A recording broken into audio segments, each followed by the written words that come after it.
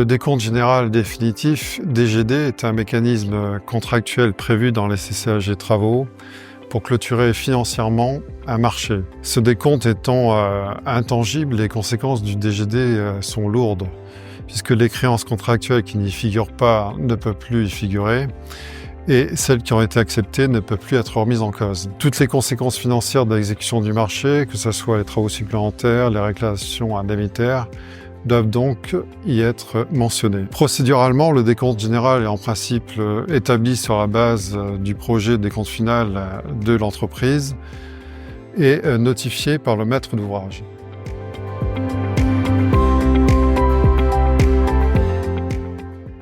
Créé en 2014, le mécanisme du DGD tacite permet au titulaire de surmonter l'inertie du maître d'ouvrage qui s'abstiendrait de notifier le décompte général dans les délais prévus au CCAG travaux. Il autorise ainsi à notifier son propre projet de décompte général, qui devient, en l'absence de notification du décompte général par le maître d'ouvrage dans un délai de 10 jours, le DGD tacite. Au vu de la brièveté de ce délai et des conséquences du DGD, le juge administratif exige le suivi par le titulaire d'une procédure particulièrement rigoureuse.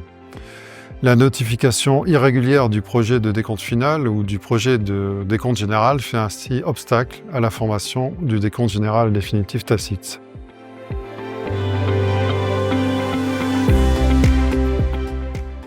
C'est dans ce cadre que s'inscrit l'arrêt du Conseil d'État du 7 juin 2024, société ECB, qui est mentionné au tableau du recueil Lebon, et qui vient en fait alléger certaines contraintes qui pèsent sur le titulaire du marché. Cette décision apporte 3 précisions essentielles sur la procédure de DGD tacite. Première précision, le litige opposant en l'espèce une commune au titulaire d'un marché.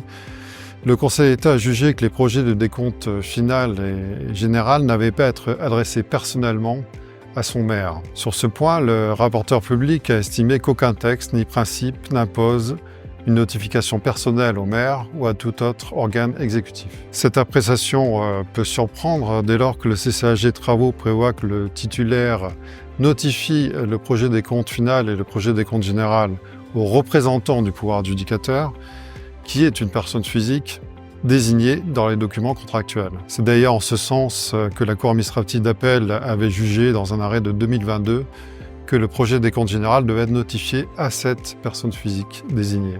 Deuxième précision, le rejet par le maître d'ouvrage du projet de décompte final ou du projet des comptes général ne vaut pas notification du décompte général.